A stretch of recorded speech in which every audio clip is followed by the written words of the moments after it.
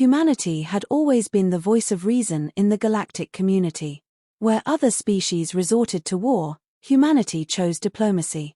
They built alliances, brokered peace, and mediated conflicts that had raged for centuries. It wasn't weakness. It was a choice. Across the Grand Hall of the Intergalactic Summit, representatives from dozens of species gathered, their forms varying from sleek insectoid bodies to towering crystalline figures.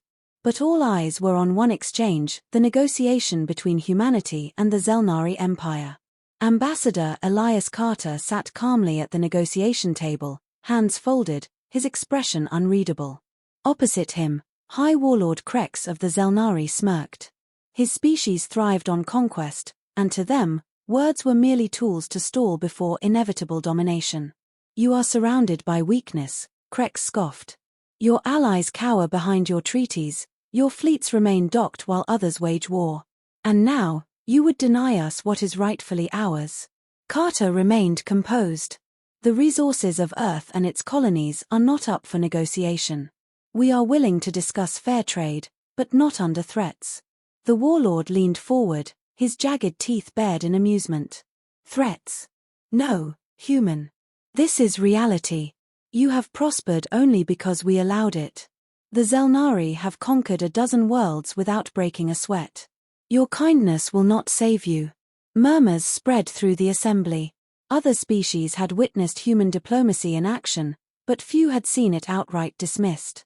Carter merely exhaled, his voice steady. We seek peace because it is wise. Not because we lack the alternative. Krex laughed. You dare imply humanity has an alternative to surrender? You have no empire. No history of conquest. What could you possibly do? The ambassador's eyes darkened, but his voice remained polite. A warning, Warlord Krex. Not a threat. Krex grinned, rising from his seat. Then let this be my response. The Zelnari Empire will take what it desires. If humanity stands in the way, humanity will be removed. Silence fell over the chamber. The declaration was official. Humanity had been given an ultimatum: surrender or be destroyed. Carter stood, smoothing his coat, his tone unchanged. Diplomacy is a path we always prefer. He paused, then added with deliberate weight, but it is not the only path we know. With that, he turned and left. The assembly remained silent long after. The first attack came without warning. A Zelnari fleet descended upon the outer human colony of Vespa 3, reducing its cities to smoldering ruins in hours. Civilian distress signals were met with silence. No demands. No negotiations. Just destruction. The United Earth Council gathered in emergency session, the weight of the moment pressing down on every official in the chamber. Reports came in: 30 million dead, entire settlements wiped from existence. There were no survivors. Admiral Lucian Hayes sat motionless as the final transmission from Vespa 3 played. A mother's panicked voice, cut off mid-sentence by an explosion. The silence afterward was deafening. President Aria Vaughnt's voice was steel. We reached out for peace. We offered diplomacy. The Zelnari responded with genocide. She turned to her military advisors. Options. General Malik Drayton spoke first. Retaliation. Immediate and overwhelming. The room was silent. Everyone understood what that meant. The Zelnari had mistaken patience for passivity. And now, humanity's restraint had reached its breaking point. There was no debate. No hesitation. The decision was unanimous. Admiral Hayes issued the order, his voice calm but final. Send the signal. Across human-controlled space, the message was transmitted in an instant, 4 words that changed everything.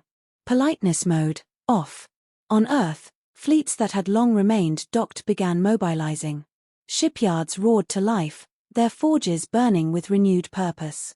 Black-budget projects, hidden beneath layers of bureaucracy, were suddenly brought online. On the edges of colonized space, silent warships powered up, emerging from deep space hiding spots where they had been waiting, watching. The Zelnari had studied humanity's history and seen only peace. They had never looked deep enough to see what happened when peace was no longer an option. No speeches. No declarations. Just preparation. Humanity was done talking. The Zelnari expected a slow, desperate response. What they got was a lesson in warfare. Their first indication came when their forward operating base on Tarsi's 9 went dark. No distress calls, no battle reports, just silence. When reinforcements arrived, they found nothing but wreckage. No bodies. No survivors. Every critical system had been surgically disabled. Then came the cyber attacks. Zelnari fleet commands were hijacked, orders scrambled.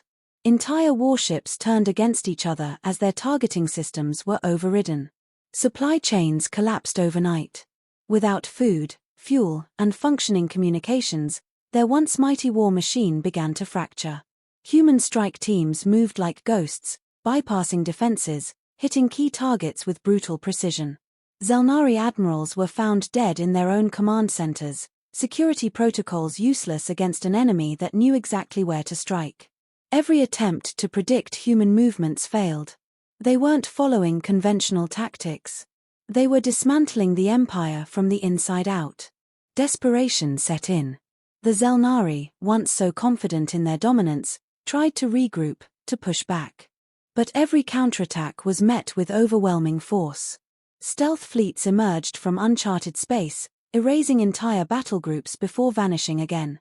The humans weren't just fighting to win. They were making a statement. One by one, Zelnari strongholds fell. What had taken them centuries to build was being undone in weeks. The warlords, who had laughed at human patience, now whispered in fear. They had woken something they didn't understand. Something that did not forgive.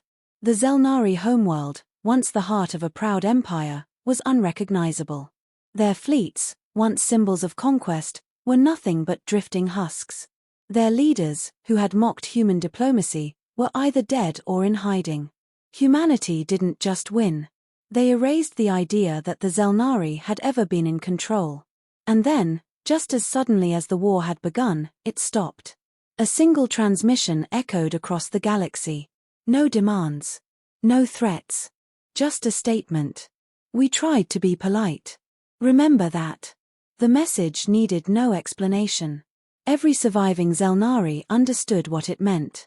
Every other species did too. The myth of human weakness had been shattered. The galaxy would never look at them the same way again.